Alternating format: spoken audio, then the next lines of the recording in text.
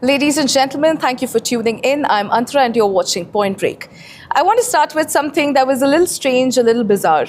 A few days ago, somebody posted something online that sort of stopped a lot of people mid-scroll. That person said that he had used ChatGPT so much that he could now predict its answers before even opening the app. His cat was apparently scratching at the door and meowing. Now, normally, he would have picked up his phone and he would have asked ChatGPT why. This time his phone was dead. So he just thought about it himself, and the answer in his head sounded almost identical to what he would have expected the chatbot to say. Now, some people laughed at him and said that he had simply rediscovered thinking. Others thought that something more profound was happening. The point that I'm trying to make here, ladies and gentlemen, is that for most of human history, intelligence was defined by what we knew, what we remembered, and what we could figure out on our own. Today, on the other hand, we are entering a world where intelligence is available on demand. So today's question is artificial intelligence making us smarter, or is it slowly, quietly outsourcing the very skills that made us intelligent in the first place? I'm Antara Gupta, this is Point Break, let's get into it.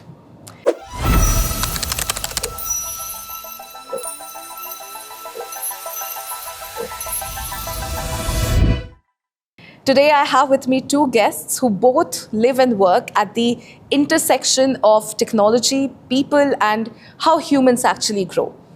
Amrit Raj is the co-founder of Women in Product India, a community of over 5,000 product builders, leaders, and founders across the country. He has spent years thinking about how professionals learn, how they grow, how they navigate an industry that is changing faster than any curriculum can keep up with. He has also recently joined Jungle Ventures as partner and chief marketing officer, working with some of India's most ambitious tech builders. Amrit, it's great to have you on Point Break. Welcome. Thank you, Antara, for having me here. Absolute pleasure. The next guest that we have with us today is Swati Awasthi, who is essentially the other half of that founding story. She's the founder of Women in Product India, a product leader who has worked across Dell, PwC, and Sapient in the US, UK, and India, a startup advisor, a podcast host, a speaker at IIM Bangalore and IIT Delhi, and a recipient of the Tech Leadership Award 2025 by AIM's The Rising. She runs AIPM Mastery Cohorts and hosts the AI for India and She Leads podcast. Swati, it's absolutely great to have you here. Welcome. Thank you, Antara. Thanks for having me. Absolute pleasure, guys. Okay, so let's start with a line rather, that has been circulating in AI circles recently. Google DeepMind's Logan Kilpatrick wrote, "You can outsource your thinking, but you can't outsource your understanding." That distinction, I believe it feels important. Thinking is the process, right? Understanding is what you're left with afterward. The thing that lets you apply knowledge in a new situation, explain it to somebody else, or even notice when something is off. Swati, my first question is to you. You run AIPM Mastery Cohorts. You are literally teaching product professionals how to work with AI. In your experience, what I want to know from you is that distinction between thinking and understanding something you see play out in your students? Are people using AI to think faster but understand less deeply? What is the situation on ground? Yeah. So I'll take this question because we're talking about professionals here who are part of the AI product management cohort, Yeah. are essentially already leaders because they have worked in the product domain for some time, right? So when they take AI, it helps them augment their thinking at this point. They are experienced enough to take AI and make themselves work better. But also they have that knowledge and that experience that they're not outsourcing all of their understanding to AI at this point. So they have that nuanced approach to AI. Okay. So that's what I am seeing with the AI product management cohorts, that the experienced folks, because they have come through to this level of being senior to mid-level professionals, seeing how the tech world has evolved. They've been part of the cloud boom, they've been part of the mobile boom. So when they learn AI as part of the cohort, they have that nuance of, okay, what I should outsource, what I should use AI to augment, and what I should totally give reins into AI's hand. Right. So that's what I'm perceiving. So you would say that there is no blind dependency per se, right? Yeah, in this segment, yeah. Okay. Specifically this segment, yes. Nice. Amrit, my next question is to you. You've built a community of 5,000 plus product professionals, right? You see how people are actually using artificial intelligence day to day. Is the concern about understanding a real one, or would you see that, this is something just people say to younger professionals, and how younger professionals quietly get work done? Would you say that is what is happening on ground? Yes, Antara. See, actually, I'm also involved with our EdTech venture is called as Future Minds Institute, where we train a lot of professionals in AI, professionals, college students, and I'm training a lot of MSMEs also in AI adoption and AI literacy. So wherever I'm training, right, the major concern is this only, especially in college professors. I was training in DSU. They were like, Amrit, is it making us dumb? Because if I outsource, if I'm using AI for all my work, am I, is my brain being utilized, or going forward in future, will I be able to do the task without the help of AI? So this fear is there from the audience side also, and from the teacher side also, and professionals and everyone.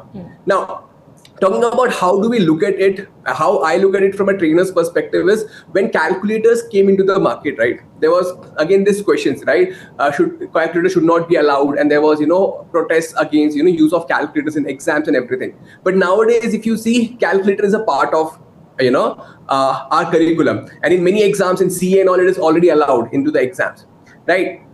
Similarly, for AI also, we are getting into a place where we understand for what we use and for what not we use.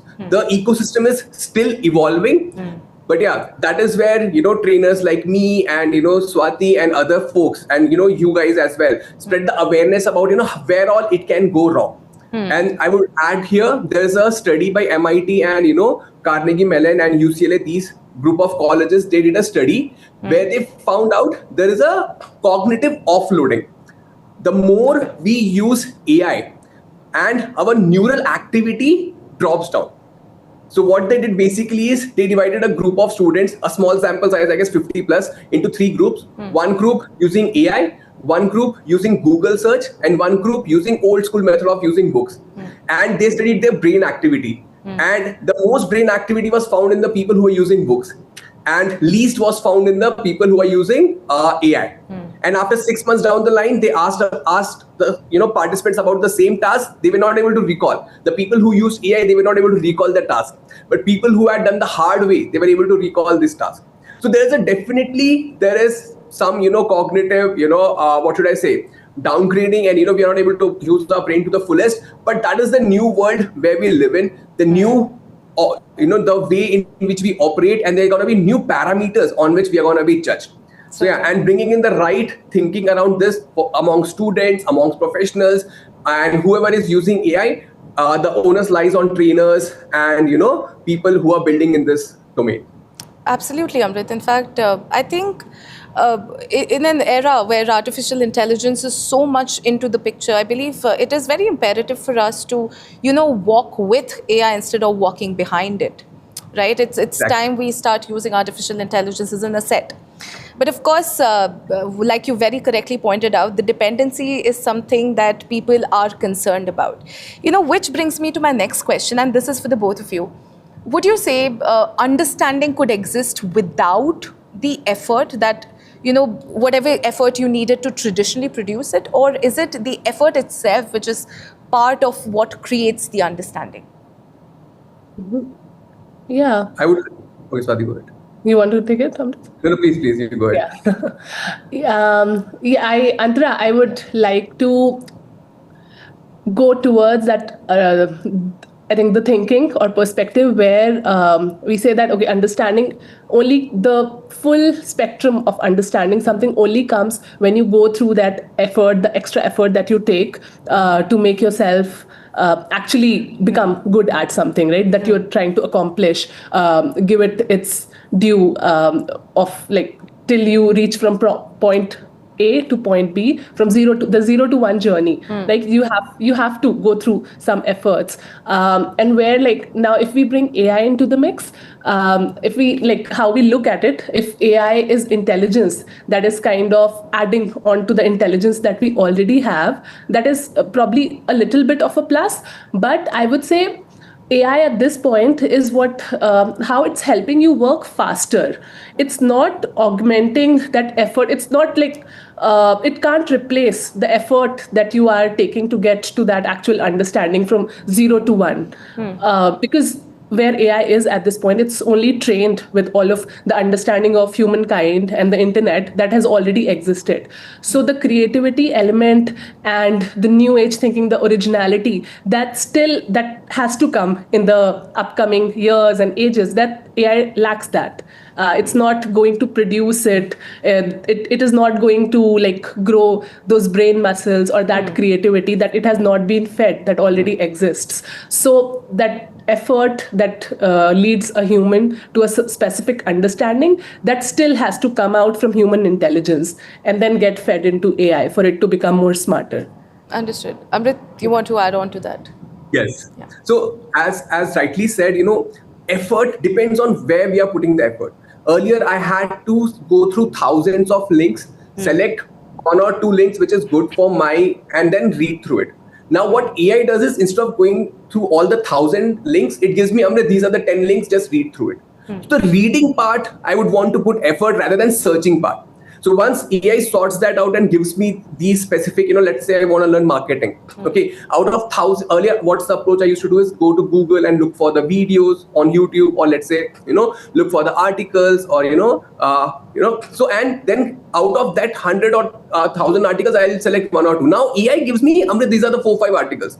Now the onus lies on me in reading that and understanding, making notes out of that, and verifying whether these links are right or not. Right. So this is where I would want to put my efforts into. So what AI has it has reduced the time span of learning for me, if you see, right? And the second approach is, I just get the link, I just copy paste and just keep it, just and not reading that. Or let's say giving an assignment, right? I have to submit an assignment. I'm not reading that, all the links which it has given or the report which it has given, right? And questioning the points which it has given. That is where I would say the difference lies. The effort in understanding and growing with the AI. You are as good as your AI is. And the links which it is giving, if I'm reading through, if I'm going through in the depths of the marketing, let's say, right, over a period of time, 3 months, 6 months, I'm gonna be a leader in that domain. So this is what AI does. It reduces the time span between idea to execution. I keep on saying this thing. Yeah. So yeah, that is where it saves a lot of efforts for me. Absolutely. I think that is exactly where the lines also get blurry for a lot of people. You very correctly pointed out how AI essentially is there to help with the grunt work, right? But the lines are somewhat getting blurry, and that is where a lot of worry also comes into the picture, especially when so many professionals are concerned. Since we are talking about that, my next question is on the cognitive offloading era, right? This is not really the first time that technology has changed how we think. You very correctly pointed out, calculators changed arithmetic altogether, right? GPS changed how we navigate.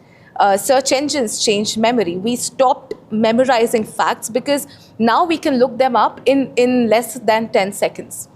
And in each of these cases, something was lost, yet something was also gained. We didn't really mourn the loss of long division, right? We did notice eventually that something had quietly changed about what we moved through the world without GPS, right? So Swati, my question to you is, what cognitive function is AI changing? Is this different in kind from what calculators and GPS changed, or is it, and would you say, is it just a bigger version of the same shift, Swati?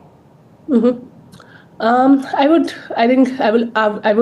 argue for the point that it is a bigger shift. Okay. Because it's bringing together all of the understanding and learning that Yes. humankind has ever had. So AI essentially has all of it at this point, right? While when you talk about calculators, or if you talk about maybe GPS, these were very like niche verticals that they were touching, right? If you were like using Google Maps to get from point A to point B. You're like driving your car, you're getting there, but then your sense of direction is not improving. So it was taking away a little bit of that learning. But I mean, if you want to get back from that point B to back to point A, you probably wouldn't be able to do that without GPS or without Google Maps. Correct. Similarly, like if from a younger age you are utilizing AI to give you all the answers, are you really able to build that muscle, that cognitive ability, that critical thinking of very critically sort of taking some subject and becoming better at it, right? And also adding your own thought process to it. If like whether it be literature, whether it be science, really questioning that why something happened, how it happened from your end. If AI is like feeding you and you get in that mindset at a younger age that okay, whatever AI is feeding me is positive, is right, and you like fail to start questioning it, I think that is where the detriment lies. If AI is giving you some answers, you still are questioning it, doing your own research, talking to other people, talking to your community, your parents, and really questioning it, I think then that cognitive decline might not happen as much versus like if we are not guiding our younger generation to keep questioning things that AI is providing them. Because if we, as we see, like moving forward in our generation, the learning will be very, very AI driven and AI augmented. Students, whether like K-12, whether in college, all of them will be using AI to learn, right? So giving them that understanding of how to like use AI in the best way possible, and them to really like align with that itself, that will keep that human cognitive creativity going forward as we would like positively like it to.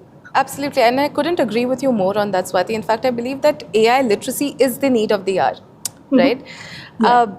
Since we were talking about calculators here, Amrit, my question to you is, are we, moving our brains to higher value, the way calculator freed us from more complex maths, or would you say we are sort of losing something important in the process? And would you say, do we even know what that looks like yet? Yes. Yeah, 100%. Like whenever we adopt a new technology, we lose out on something. And the major thing which I believe we are losing in the new age of tech 10-minute delivery is the empathy and the human connections which we used to have earlier. It has already been lower, and now with the advent of AI, right, when we are talking about personal tutors and personal friends and all these things, so that ways the incentive to interact with fellow folks, fellow students is reduced down further. Like earlier, if I have any problem in my work, right, I used to go to a senior colleague or take help from my group people. But nowadays that thing is not needed. Nowadays you can just go and ask AI and it will get the work done for you. So human touch and human touch points and human values, I would say, empathy, sympathy, all these things are on a downward slope, I would say, right? That is something which we have been losing, but also in terms of work getting done, right? So we are getting a lot of work done in a short span of time. So in that space, we have seen a lot of value. Talking about, has calculator, like you had asked, like adding to what Swati was, talking earlier, right? Like how big is this technology adoption compared to calculator or computers? If you see, as Swati rightly mentioned, right, calculator, impacted only a segment of people. But we are talking about AI, and AI is going to be like electricity, we are saying, right? So it is going to touch each and every individual on the planet. So that level of technology and that level of adoption, right, we need to prepare ourselves for various aspects, be it psychological, be it physical, and be it, any other aspect of life where we are dealing. It is going to be impacting over there. So we have to prepare. See, like experienced people who are 10 years, 15 years down the line, Swati was telling, they know when to outsource thinking and when to, use your own understanding. But the new graduates who are getting just fresh out of college, because I work with a lot of college students as well, right? So they don't know when to trust and when not to trust. And we all know AI hallucinates a lot, right? And, it might give you a wrong value at a time when you're not expecting it, right? And even Deloitte have been a victim of this. Big companies like Deloitte, and they are submitting government contracts in Australia. We have seen that, right? Government has fined Deloitte. So big companies, big fours like Deloitte are doing this mistake. So we know what we can expect from the college students. So having right policies in place, preparing our education system also towards this direction, so that the students who are coming up, this I'm talking about college. Let us talk about students who are in grade 6, grade 8, and grade 10. They are using AI blindly, and God knows what they might be using it for. Internet was dangerous, we were saying, but how AI can be dangerous, we don't know at their level what they have been using it for. So having these policies in place at a government level, at individual level, at school level, teaching them the right way of using AI. That is very crucial, and also keeping the critical thinking and the human aspects of it, right? Human values, like empathy, sympathy, and how to deal with other people and not be totally inhuman. All these things are very crucial when we are going ahead with AI, and we have to incorporate all these things, I believe. Absolutely, Amrit. In fact, since we were talking about calculators and GPS, with GPS, most people would agree that something real was lost. We lost a sense of space, we lost a sense of spatial reasoning, we lost a sense of ability to find our way. So I believe there is some sort of, at least at a rate, there is an equivalent loss that is happening with AI and thinking. And the fact of the matter is that, unfortunately, I believe we would only notice it when it's already gone, right? Exactly. The next question that I want to ask you guys is, and here is where the conversation, generally gets a little divided. Many professions say that AI has made them dramatically more productive. They write faster, they think wider, they research deeper.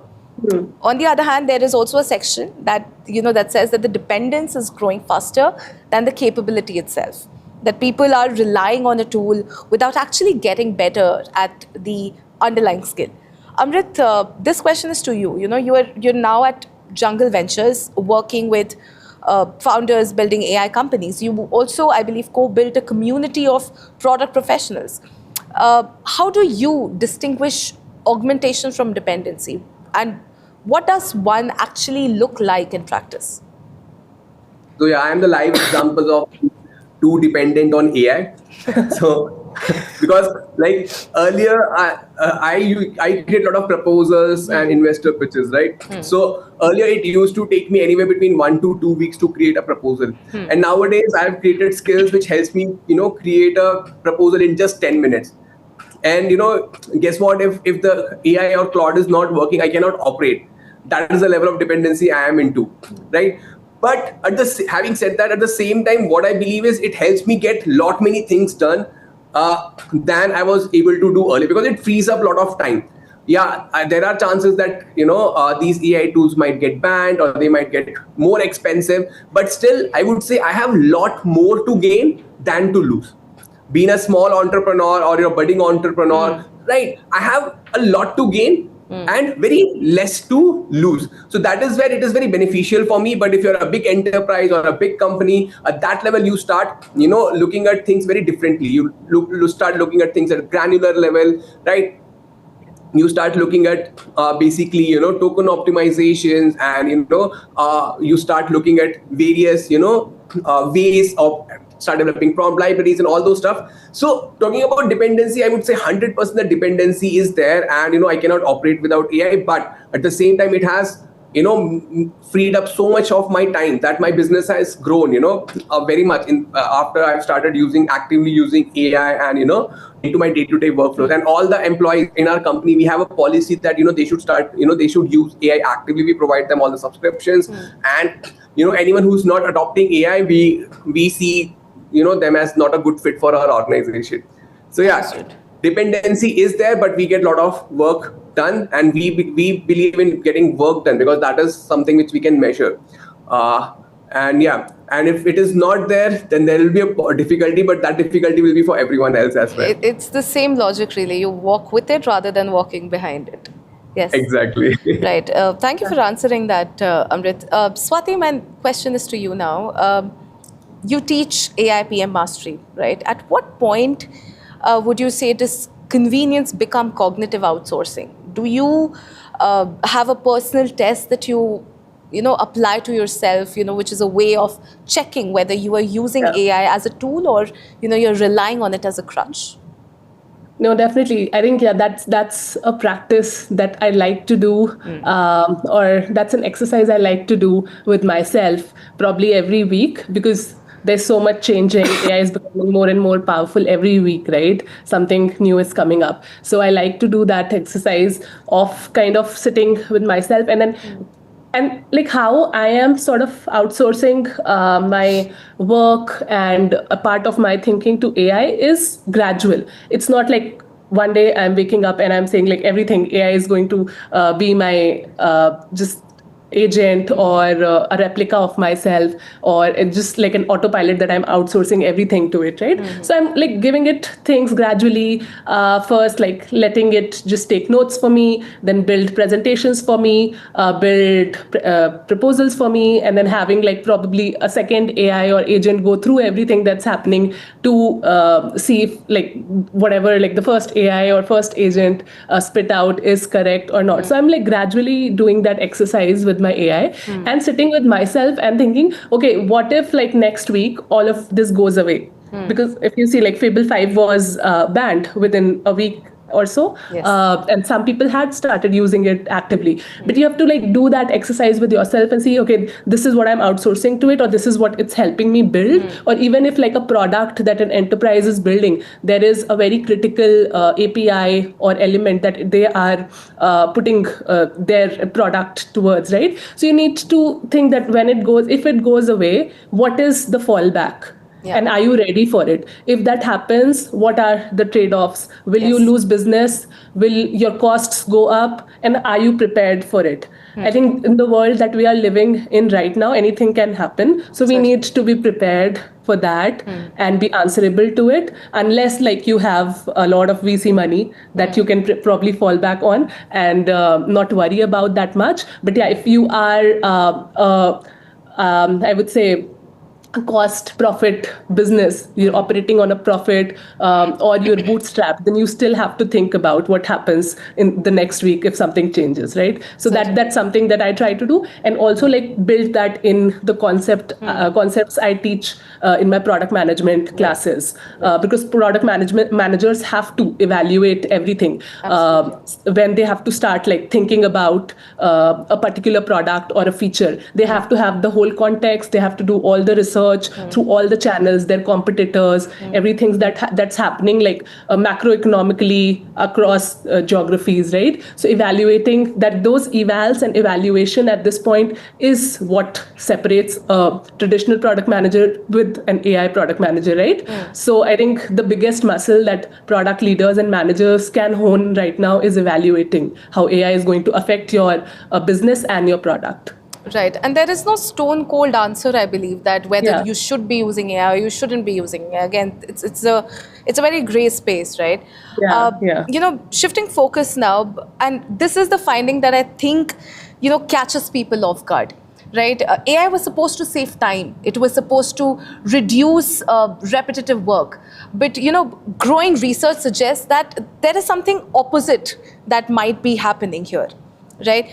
I believe as, professionals juggle multiple AI tools, they review AI-generated content, they review AI-generated outputs, they respond essentially to rising expectation. Swati, this question is to you.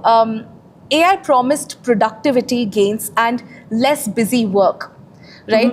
Why do you feel there are so many professionals, who feel busier and more mentally exhausted than ever?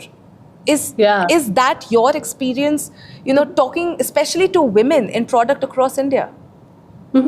No, definitely. I have come across a lot of experiences from professionals in big tech, Yes. especially in big tech, who have to change their way of working from like a legacy tech to a very AI first organization. They are in a lot of meetings, they are in a lot of reviews to see, okay, we are now changing our way of probably writing code, or our engineering teams and product and design teams are becoming AI first. Their first step of doing their work is AI, and utilizing, and when you use AI, you are utilizing tokens, right? There is essentially a cost to you and your teams using AI. So a lot of busy work is coming from that, where when organizations are giving that AI tools access to their teams, then the managers or even like the employees who are utilizing, they have to give some sort of reporting back that, okay, why you used the number of tokens that you used, and is there a way for you to optimize it, so to balance like the cost of using AI, right? That it isn't a burden versus like it is actually helping you become productive and gain versus like becoming a liability and cost, right? So that is where a lot of review is happening for employees and workers using AI. That's what I have heard through my community. And also secondly, from the governance standpoint, right? Yes. Because they're like, especially industries that have a lot to lose and they are very private with their data, like fintech and healthcare, legal, they have to have another layer of, although like in the long run they want to become more and more productive, but right now when they are building that AI system and automating all of this, they have to have a human in the loop, they have to have another layer of AI and then again a human to see how they can effectively automate it, so that it's not a double cost in terms of having like a human team as well, and also like AI being employed, the tokens being used. So that there is a lot of, I think, trade-offs right now that enterprises and even startups are going through and trying to get those answers. Understood, Swati, and thank you for answering that with so much clarity. Amrit, my next question is to you. Reviewing AI output in its own, is some sort of cognitive labor, I believe, right? Which is arguably more, I would say, draining than doing the task yourself, right? And that sort of, lets you check somebody else's work than creating your own. Do you think that this whole process is underappreciated cost of AI adoption? Would you say something that is what is happening right now? So yeah, like in my opinion, like as coders were saying, right, it takes more time than in debugging a AI generated code than writing itself, right? It would have taken me lesser time. But once you move out of coding and once you get into other domains, right, be it marketing, be it branding, or be it legal or finance, in all these domains, I would say the things are getting done faster as compared to earlier. As I said, right, if I had to create a proposal, I do a market research, computer analysis, and all those things, right? It would have taken me let's say 2 or 3 days. But with AI, the market research which I do, right, I just have to go through 10, 20 or 30 links at max, right? Instead of going through thousands of websites, identifying the right sources and then reading through that. In both the cases, I have to do the reading myself only. But in this case, AI narrows down and points fingers towards the resources which it believes. So basically, there's already one layer of filter already been applied, and it saves me time over there. So if you remove coding part of it, and if you remove something which you are deploying at a production level or being using at a level where other people are going to be using it, at that stage it might be taking me more time if I had done it without AI. But at a personal level, definitely saves a lot of time for me, because I don't have to cross verify, because if errors is also there, and I can verify it and get it rectified. So I don't have accountability. But once you are deploying something for public use, at that time you have accountability, and that time you have to do multiple tests and everything. So in that case, you are very cautious, right? So in that case, it is taking you more time to resolve it, resolve the AI errors, as compared to if you would have done it yourself, it would have taken you less time. So it depends on the use cases. Coding, definitely yes. Right now, the debugging takes a lot of time. But this is just the beginning. If you see, right, Antara, we are just at the beginning. We were discussing yesterday only, right? From infant, it has become a toddler, and it is going to become a teenager, and it is going to become a fully grown adult, right, in coming years. So we have to look at it from that perspective as well, and doing the hard work, right? Knowing where AI goes wrong, and how do you fix it. That is a part of experience. People who are actively doing these things right now, right, over a period of 3 to 6 years, they are going to be experts in these domains. They will be able to predict where the AI is going to be wrong going forward, and have safeguards in place, from beforehand only. So all these things are adding to the experience, and any day I would say, if a lot of money is being pumped into AI, we should definitely start adopting it. Even though it might make mistakes right now, even though it might take more time for you to rectify those mistakes, but over a longer period of time, it is going to definitely pay off, and definitely going to save you a lot of money and help you make a lot of money. Understood. And my next question is to the two of you. Would you say that we are using AI to reduce work, or are we simply raising expectations faster than productivity gains can keep up? And also, is there a version of this where AI makes the gap between high performers and everyone else wider but not narrower? I can take that. Yes, and then I'd like to give a very recent example of us hiring for interns directly. So we have academic partners, and we consistently hire interns, more so to give them that industry exposure, versus giving them a lot of work or having a lot of expectation, right? Yes. But the people we hire, we do have a certain level of expectation from them. So we definitely give them assignment beforehand, even before the first interview happens. So what we saw in the recent batch of applications was just it was so homogeneous in terms of the answers that were submitted, that we had to then give them a second layer of assignment for them to be on video and speak out what they really think, right? So it is becoming a little bit difficult to kind of demarcate that homogeneity when we are trying to get talent, and it's not only about the productivity and only about people who can just utilize AI to spit out an answer. We need that critical thinking in anyone we hire, who can be a self-starter and do something that probably the current existing team is not doesn't have that capability, right? We would like someone who has complementary skills and adds to the strength of the team, versus just someone who we train as a replica of ourselves. So that is where it's getting a little bit difficult when we see applications that are so AI generated at this point. So that's a very, very recent example that I saw. Understood. Amrit? Now, talking about, is it keeping us busy, or or is it reduced our work? Now, it's not reduced our work, because right now we are able to get so many things done in a short span of time. Workaholic people tend to do more. And Andre, A16Z partner, right? The ventures, right? In SF, he was on Joe Rogan podcast, and he was saying, right, people have become AI vampires, right? They are just waking up throughout the night and not sleeping, and making AI do all the work for them, because they feel if they sleep, people around them are going to get ahead of them. So that is the FOMO they are living in, right? So they want to, because AI is getting done so many things so fast and so good, they want to get maximum amount of work done before anyone else.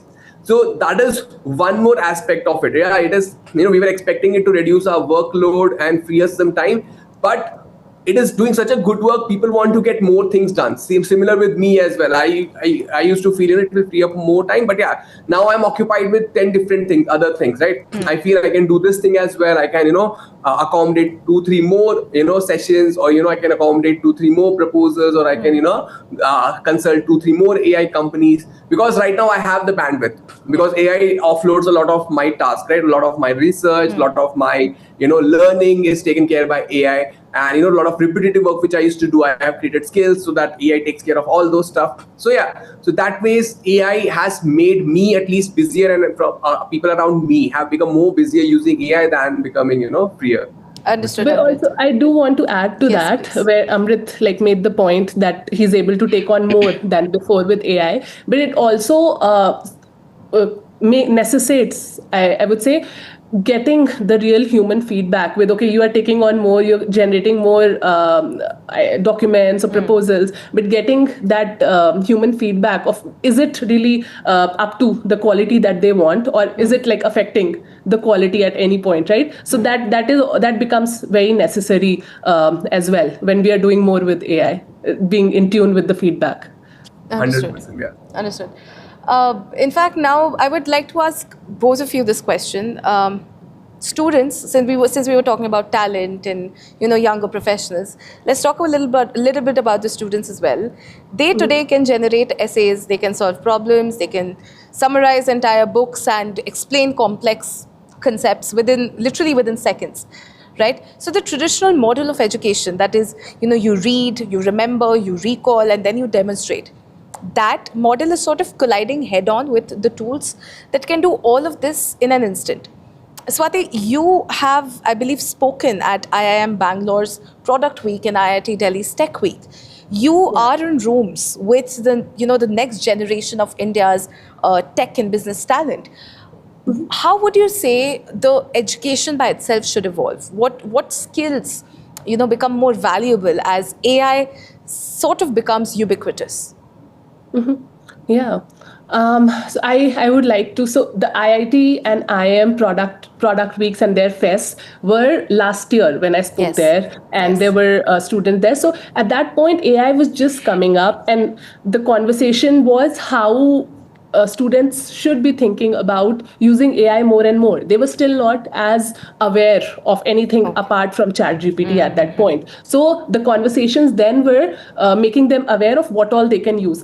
By this point, because the generation that picks up any technology the fastest is the newer, younger generation, right? So Gen Z is the most equipped to utilize this technology fastest and in the best way possible also, because they were not exposed to a workplace scenario that had anything else apart from AI augmenting that, right? So they are in the best position to utilize it, but also going generation probably lower, even newer generation than Gen Z. I think, is it alpha or beta? I don't know. Is it probably alpha, right?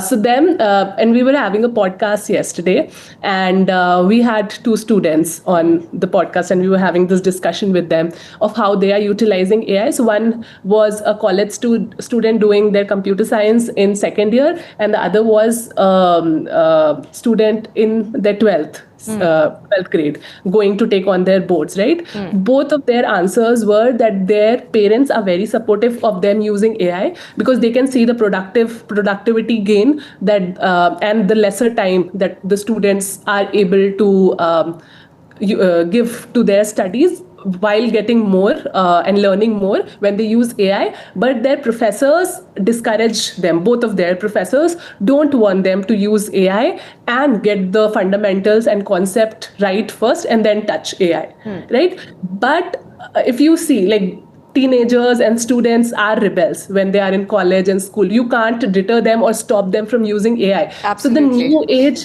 definitely has to have that thought process, a very, I would say, I'm, for the lack of a good word, a very empathetic, like empathizing with the students, right? Empathetic process in place that helps them use AI, but in the right way, right? You can't like stop them from using at all. So why not really enable them in the right way? I think that sort of process and system is really required. That kind of society is now required to enable our younger generation to use it in the right way possible. Adding to that, like I've been discussing with a lot of college professors, have been working with them, in developing a curriculum where the use of AI tools is a part of the curriculum, and the evaluation process itself involves, factoring in the use of AI. So rather than just, marking it as AI, rejecting let's say submission as AI use, we ask for prompts. What are the prompts did you use? Because and evaluate them on the process of that. These are the prompts you have used, and these are the outputs you have got, and asking them to defend the submission on ground, because asking cross questioning. So all these things, what happens is, number one, they are learning the right way of using AI. Prompting is the only skill which we believe, right, which will help them use AI to the best possible way. And what better than asking, making them think more about the prompting, and evaluating based on their prompts. And number two, making them defend it on the spot, right? That number one, increases their confidence, and that reflects how much you have understood. So in the new world of AI, we need new, way of examining students rather than, just a paper and pen test. We should incorporate all these new innovative techniques, which I guess few colleges have already been actively focusing towards. Anand Sagar University is one college, Presidency College. Like I have been in active talks with them, I have been consulting them, so they are also into this thing. So yeah, teachers have started thinking, and hopefully over a period of time, we will come to a position where AI becomes a part of the curriculum. Because if you see, right, globally, in London, in US, students have started getting AI tools as a part of their curriculum, right? And they are like, we used to learn AutoCAD or any other software in colleges, right? But they are learning Claude in their colleges, they are learning ChatGPT, they are learning design, they are learning Claude design. So these guys are going to be different beasts when they come out of college. For them, it is like, they are AI native users.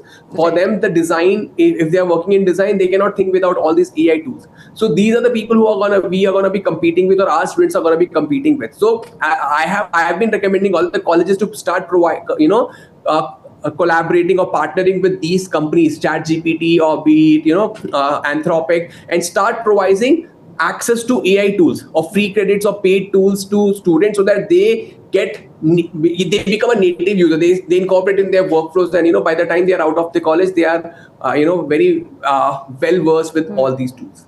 Yes. And I would like to add to that, Amrit.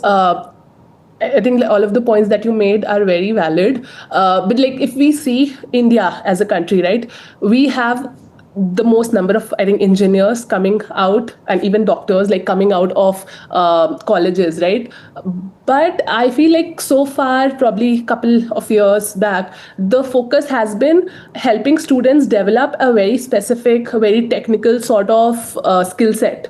In engineering colleges, from my experience, there wasn't a lot of like product thinking or a vision and goal based approach that was being inculcated in students. It's more like, okay, you develop the technical know-how, and then when you are in the industry, you will learn that sort of product thinking or business thinking, right? I think like with AI, since a lot of this technical skill set can be outsourced, how are we able to enable the next generation to think critically and have that exercise of product thinking, design thinking, and business thinking more, right? That there is an opportunity to inculcate that more in the curriculum.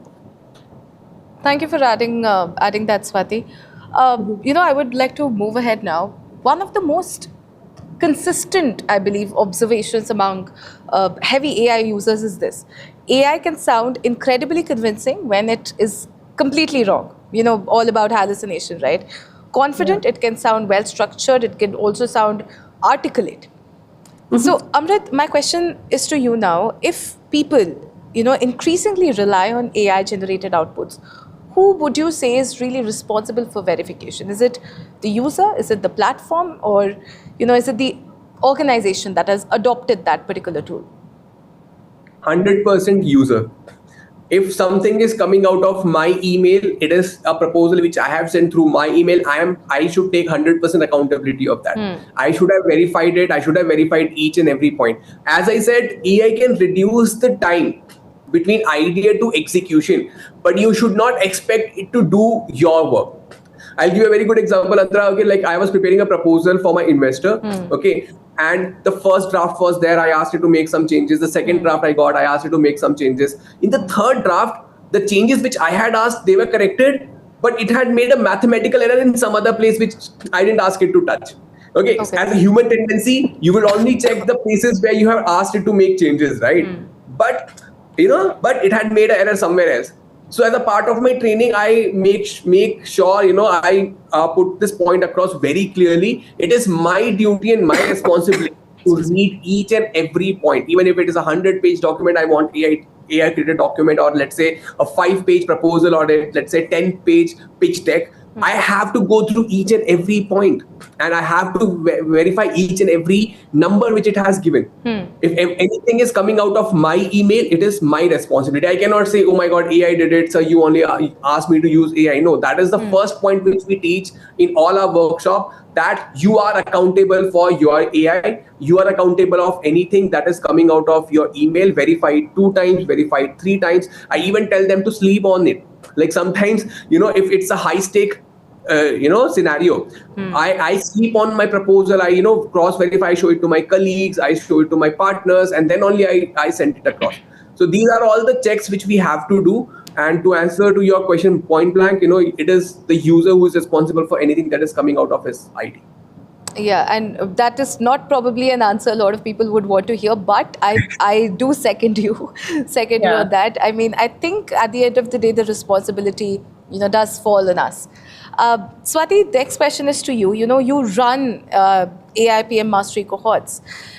Is verification, the ability to audit and you challenging AI outputs, something that you are explicitly teaching? And do you think that it is becoming one of the most important skills a product professional can have? No, definitely, 100%. The auditability, that is like one of the biggest criteria for a product person and a product team to sort of evaluate the kind of AI or LLM they need to pick for their feature or product.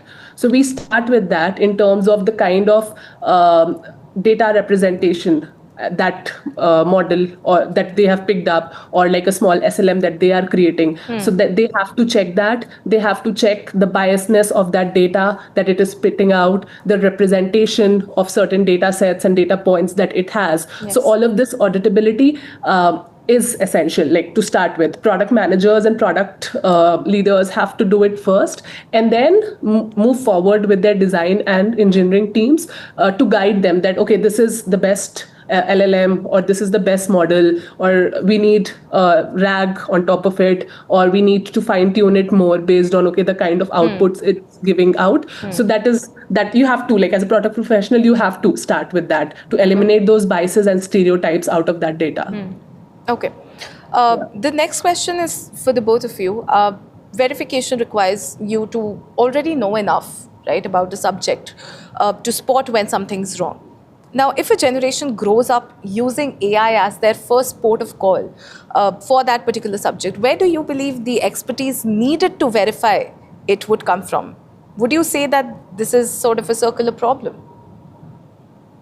In our experience, like what I would say is, we need to do AI training for people who are joining your team. Okay. Right? And provide them with the right guidance as a senior leader, as a senior working in the company. You should tell them what is right, what is not right, and the basics remain same. If I want to learn marketing, I have to learn all the basic, I have to read all the basics of marketing, read the famous books, right? If I'm into sales, I have to read all the sales books, right? And so there is no substitute of hard work, right? Understanding any subject, right? You develop expertise over a period of time. I cannot expect a 2 years experienced marketing fellow to do a work which has been done by a 10 years experienced person, because using AI he can do that. So that onus lies on the organization also, right? What is the task you're assigning to a 1 year experienced person, or a 3 years experienced person, or a 5 years experienced person? So yeah, and depends on the capability also. It is very subjective also, right? The person, a 3 years person experienced person might have done more work, or what past work. So depending on all these things, I would say the experience here is the a moat, right? How many projects and similar projects you have worked in, and assigning tasks based on that. And we should, at a company level, set up a policy also, or SOPs, right? How do you verify it, right? Any proposal you are creating, all the resources or whatever you have, wherever you have picked up the data, you should add those links. Sources and citations should be very clear. There's always going to be citations. There should be a prompt library maintained. What prompts did he use to get this work done, right? So that if anyone wants to backtrack and go and verify, there's a clear path, and we can identify the mistakes and create a company a weekly or a monthly basis, explain where all these problems are happening, okay, where all we are going wrong, and these are the experiences department wise. Here we had gone wrong, so please make sure we will we don't make this mistake again. So as a company, we should have these learning meetings every week, every month, so that where we discuss all these problems. And as you said, verification, who will verify it? It depends on the we hire someone with a certain set of expertise, right? So it is their onus and their duty to verify whatever they are doing is right or wrong. And then there comes the senior above them, right? They also they know, like, it is the same process which we follow right now, right? Right now also people can go wrong, people can give wrong citations, and we have some level of trust based on number of experience they have, and we also judge, right? Like, my junior, will he be able to keep? Let's say I have 3 people working under me, I know who will be able to do a better task, so that onus is on me as well, right? And and that is what I would say is the way going forward, creating learning environment, monthly meetups, monthly reviews, to understand where it is going wrong, and allocating the right work to the right person. Understood, Amrit. And in the interest of time, we'd have to wrap up this segment, but there is one last question, and this is for the both of you. What is that one thing that humans should never outsource to artificial intelligence? The one part of thinking that needs to stay ours, no matter how capable these systems become. I would say how you behave day to day as a human being, probably with the people you are closest to it, right? Yes. If, like, for context, like for the audience, Amrit and I, we are married, right? Yes. If I go to AI to ask for, if we have an argument, I go to AI and ask for an answer that, okay, Amrit behaved this way. What should I get out? What should I think of his behavior? I don't know what AI doesn't know our relationship. AI doesn't know Amrit as a person. So I don't know what it will answer and how it will affect my judgment of that situation. So I would say that is a full no. For me and for anyone, not to outsource how you play out in relationships that are the closest to you. Go to AI and ask about it, which again, like we have seen the news of suicides, etc., that have happened, right? Yes. With teenagers going and asking about a heartbreak to AI, and AI kind of pushing them to a suicide, right? So that is a total no. Basically, do not use AI as a therapist. Not your unpaid therapist. Yeah. But again, like I'm seeing, there is a lot of VC money being pumped into AI these systems. AI companions and therapists. So I am very curious to see how it plays out. I am curious, Swati, and I'm worried. I mean, are we getting lonelier by the day? Do we actually need AI companions? Like, what happened to saying hello to your neighbor? Exactly. I mean, so sure. Amrit, anything that you want to add before we close this? Yeah, I want to, decision making should be mine. Okay. 100%. like I can take help from AI, but ultimately, don't always pick the top one option, right? It always gives you three options. Say this is my recommendation. I would say you can go, differ in that and go with your gut feeling. Sometimes those are right, and go with your experience, right? Many of the times the first option is not the right option, right? It says this is my recommendation, but there's option 2 and option 3 as well, but there might be option 4 as well, and option 5 as well. So yeah, go with your gut feeling. And I would want to make a mistake on my assumption rather than making a mistake on AI's assumption. So yeah, that's my understanding. And again, Amrit and Swati, in the interest of time, we'll have to wrap this conversation. But I mean, this is something that we can go on and on about. Yeah. To close it off, if AI can increasingly think with us, think for us, and even sometimes think ahead of us, the question is, I believe, no longer simply how powerful these systems become, but rather what parts of thinking should humans never outsource, right? Maybe that is the real work of this era, not resisting AI and not surrendering to it either. But, really figuring out deliberately and honestly which parts of our mind do we want to keep exercising. Because the moment that we stop, I fear that we may not notice that we have, already lost until it's already gone. So, Amrit and Swati, it's been great. It's been an absolute pleasure to host the two of you. It's been a great, great conversation. I'm looking forward to have a talk with you soon. Thank you so much, ladies and gentlemen, for tuning in. This is Point Break. I'm Antara, and we will see you next time.